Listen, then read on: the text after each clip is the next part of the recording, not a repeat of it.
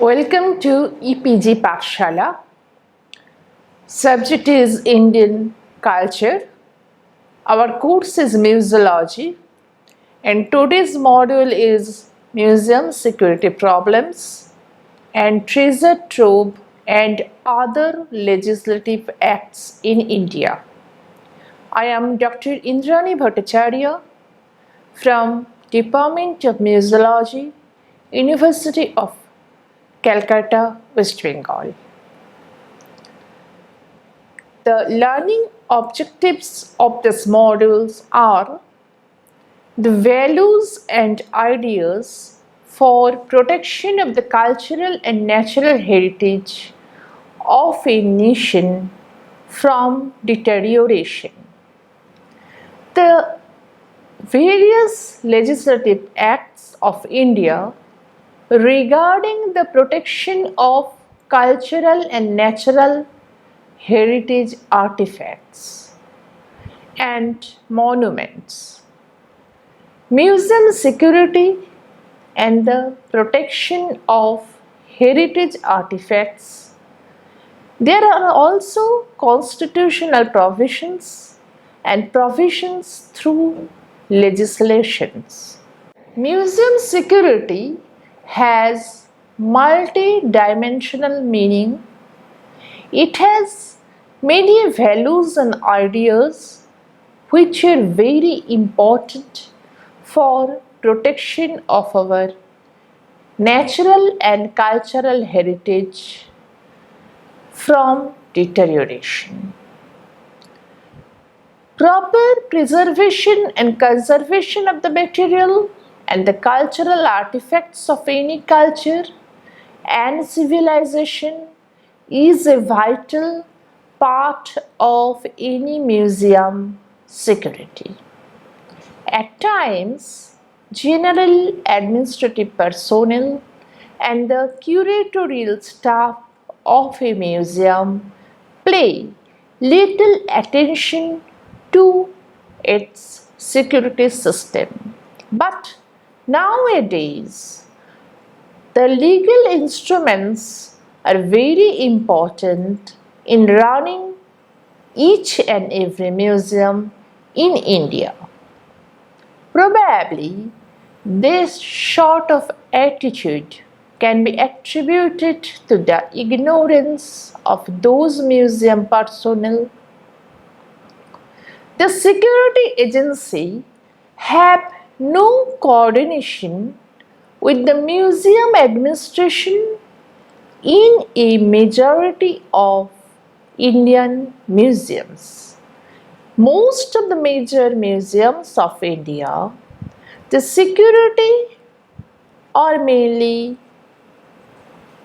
run by the State Police Department or CISF or private security agency.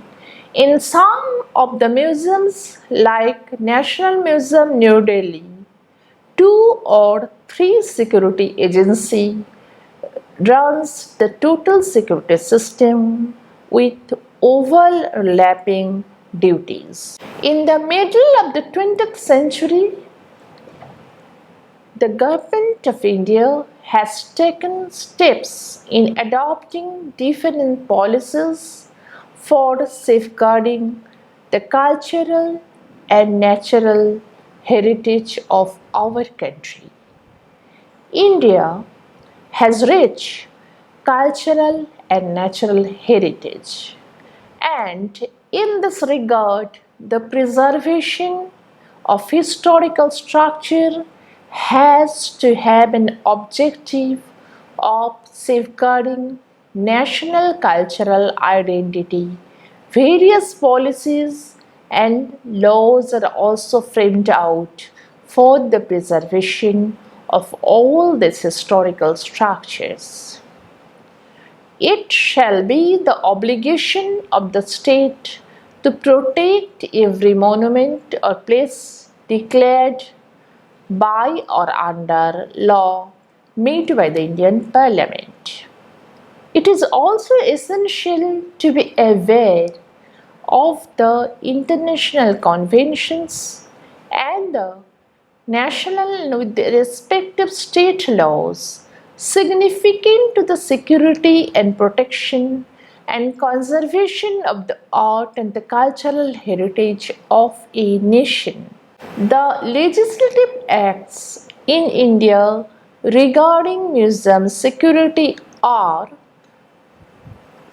mainly Bengal Regulation 19 of 1810, the Madras Regulation 7 of 1817, the Act 20 of 1863, the Trove Act 1878, the Ancient Monument Preservation Act 1904, the Antiquities Export Control Act 1947, the Ancient Monuments and Archaeological Sites Remains Act 1958, the Ancient Monuments and Archaeological Site Remains Rule 1959, the Antiquities and Art Treasure Act 1972, the Antiquities and Art Treasures Rules 1973, both of these act jointly,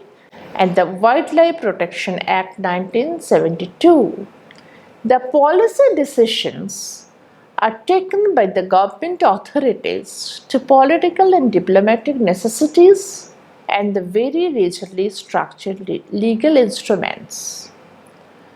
And the government of India has this regulation as at its disposal. Now we discuss about the Bengal regulation of 1810 and the Madras regulation of 1870. The main emphasis is given to the cultural renaissance of early 19th century, witnessed enactment of the first ever equestrian legislation in India, and this is known as Bengal Regulation 19 of 1810. This was soon followed by another regulation which is renowned as Madras Regulation 7 of 1817. This regulation vested our government with the power to intervene whenever the public holdings were under threat of misuse, and to restrict this misuse, this regulation were enacted rigidly. However, both these acts were silent on the buildings under the private ownership. These are only applicable to the government properties. The Act 20 of 1863, this act was enacted to empower the government to prevent injury to and preserve buildings remarkable for their antiquity or for their historical or architectural values. And all of these acts soon helps the Indian government to preserve its monuments properly, which will be discussed in the later models. Now we come to the Indian Treasure Trove Act 1878. It was promulgated to protect and preserve treasure which was found accidentally but had the archaeological and historical value. The act was enacted to protect and preserve such treasures and their lawful disposal. This act deals with treasure, which means anything of any value hidden in the soil or in anything of fixed thereto. Whoever at any time find any such treasure which is more than 10 rupees, he should immediately inform government in written regarding such treasure is found and has to mention nearby value of that treasure. After this, the collector may publish notice to all claimants in relation to treasure found and would mention its near value and location where it is found. After 6 months, this period of claim starts after the publication is met.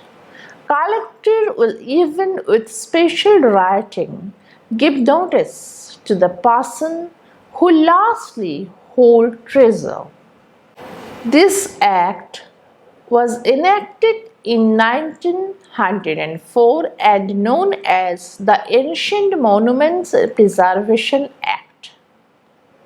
The Ancient Monuments and Preservation Act was enacted with an objective to preserve and protect the historical monuments and the ancient articles of historical, creative, or archaeological interest.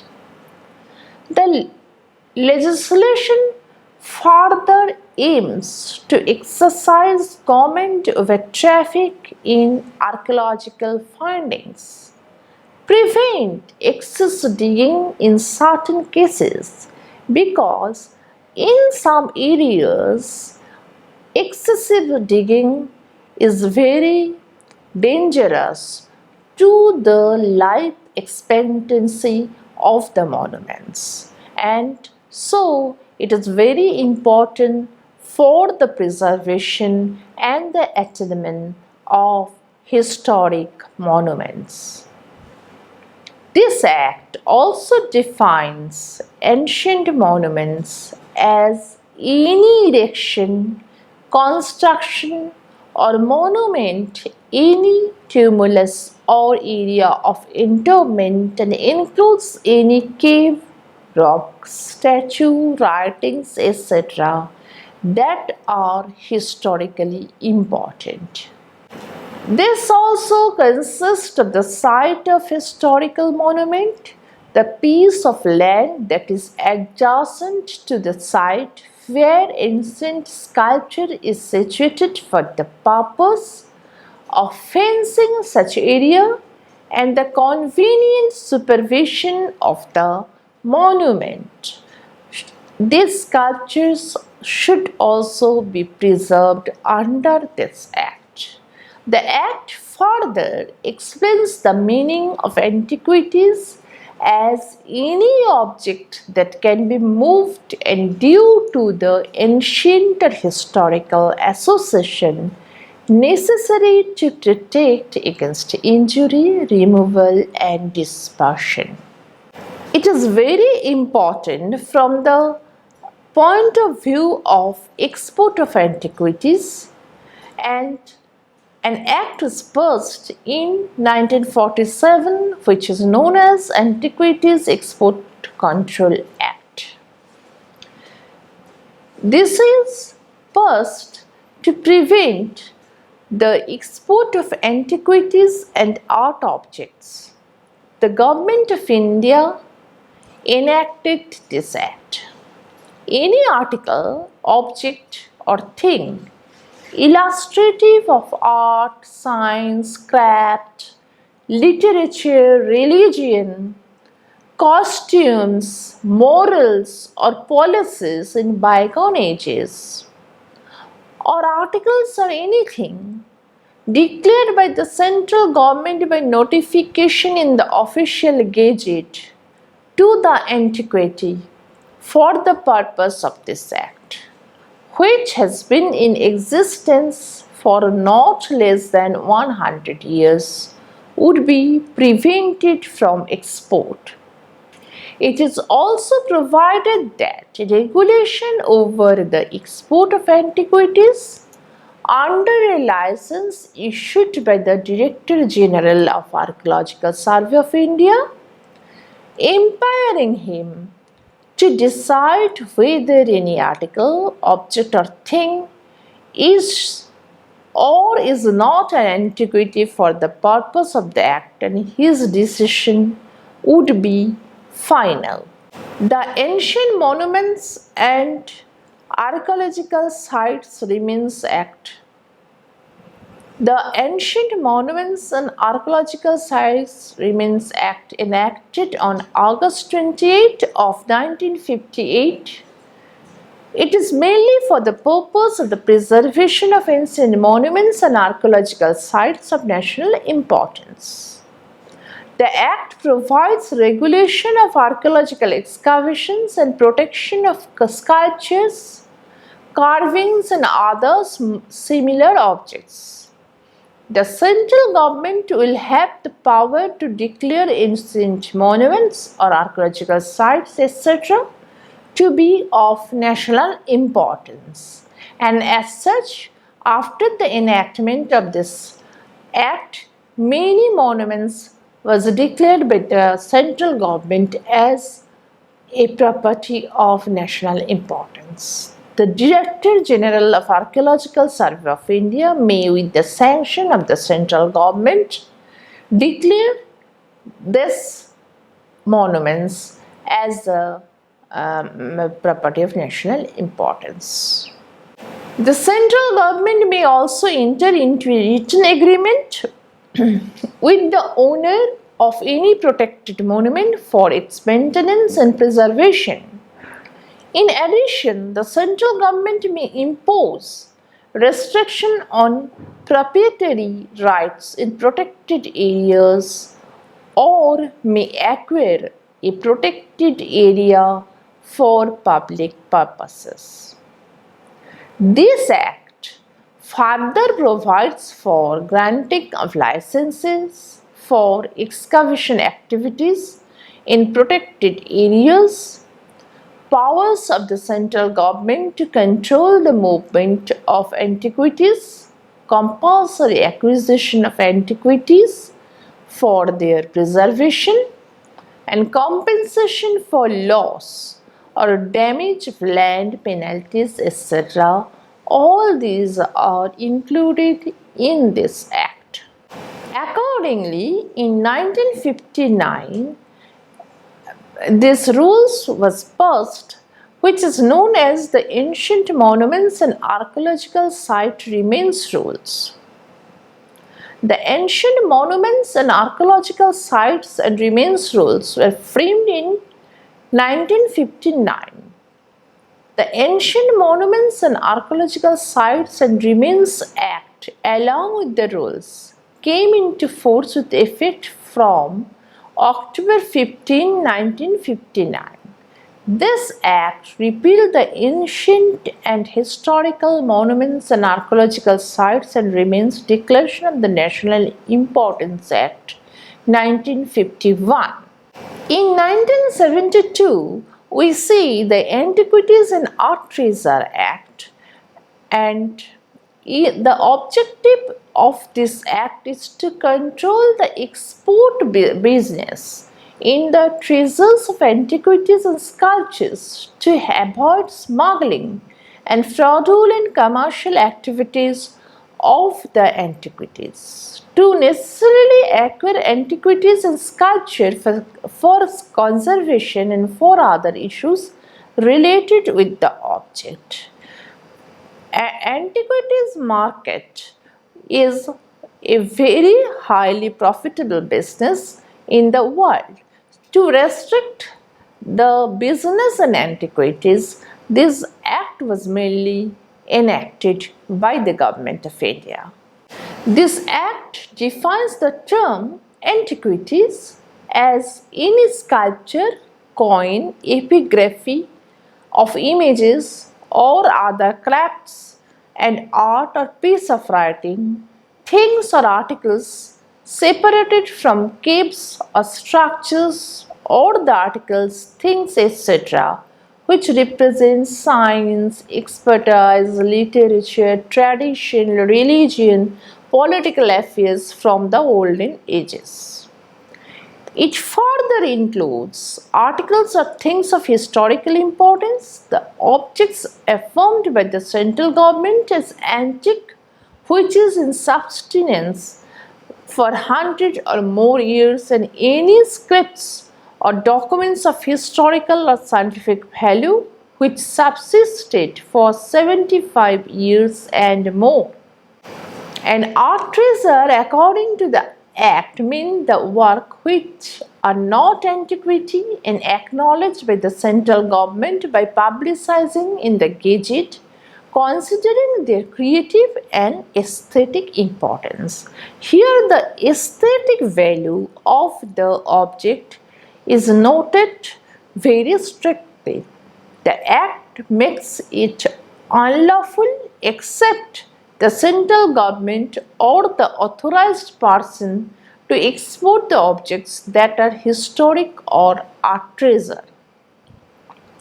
The central government or authorized person shall export the antiquity only as per the stipulation and terms of permit provided by the prescribed authority. The export of the antiquity shall be guided by the Customs Act of 1962, which prohibits such export of antiquities. This act is mainly related to the wildlife of India and is known as Wildlife Protection Act. The first comprehensive legislative act relating to the protection of wildlife was passed by the Parliament, and it was ascended by the President on 9th September 1972. Wildlife Protection Act of 1972 extends to the whole of India except the state of Jammu and Kashmir.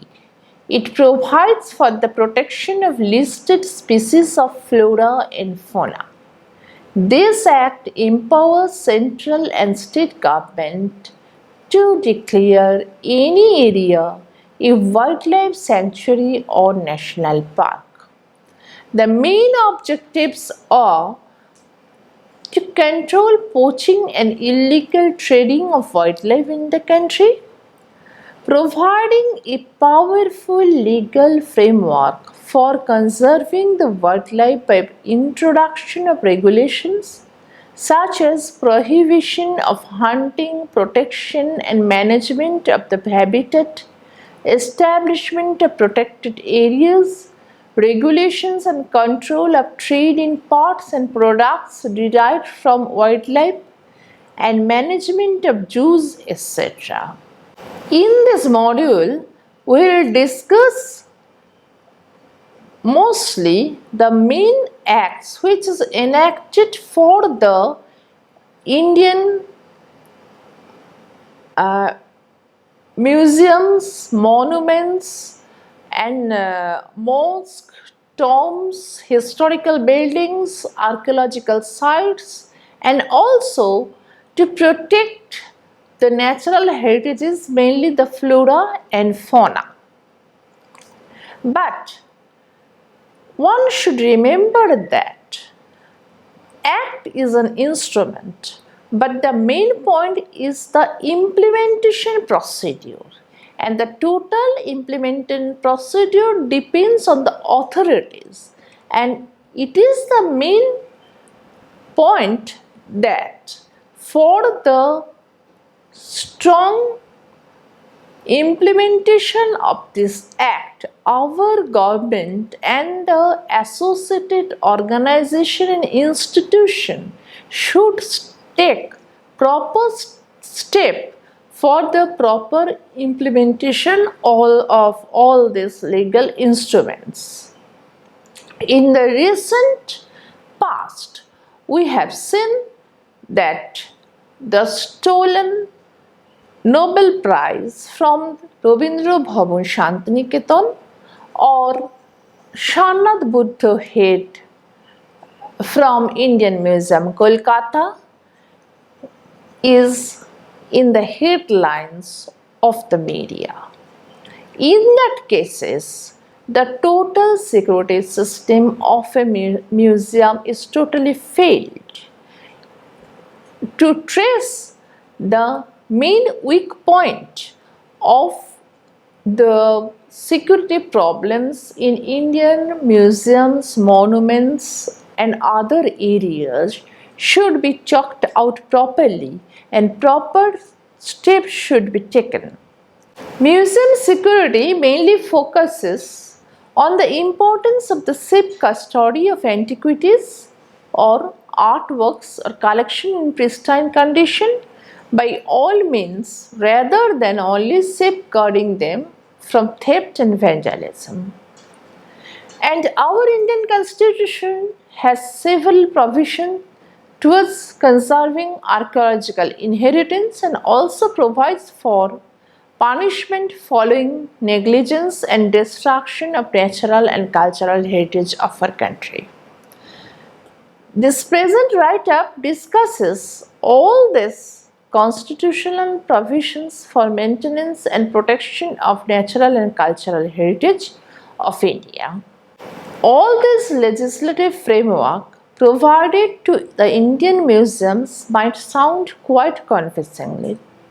Undoubtedly, the museums do have serious responsibility towards safeguarding the collections, which is supposedly under their custody, but they are not the authorities for taking corrective or remedial measures by imposing legal means themselves. After any unfortunate incident happened recently, which have been occurred in the Indian Museum, Kolkata, that is the stolen Sharnath Buddha head or a Nobel Prize of Rabindranath Tagore was from Rabindra Bhavan Museum, Shantiniketan. Recent some mishaps occurred readily help us to think over it. Quite obviously, museums have greater responsibilities towards making the people aware of the laws regarding the security of objects of heritage, besides the regular job of collection, care, and communication. But here I should mention that India has very remarkable monuments and historical sites like Taj Mahal, Agra Fort, Qutub Minar, Lal Killa, etc., which were visited by millions of people every day. And it is also our duty to give safety and security to all of these visitors. Not only the implementation of the legislation, but proper guarding and proper safety of these visitors along with this historical monuments, sites, etc., is inevitable in the present day world. At the end, I should suggest that the student should go through the web pages which the link which are given in the at the end of this module and the references which are to be consulted when they need it. Do you know, column will give them the main points to discuss in this module, and glossary will also help them to prepare about the acts and regulation related to safety and security of the Indian museum, monuments, historical buildings, etc. properly for a student. And at last, one student can go through the multiple choice questions for the final preparation of this portion of study. Thank you.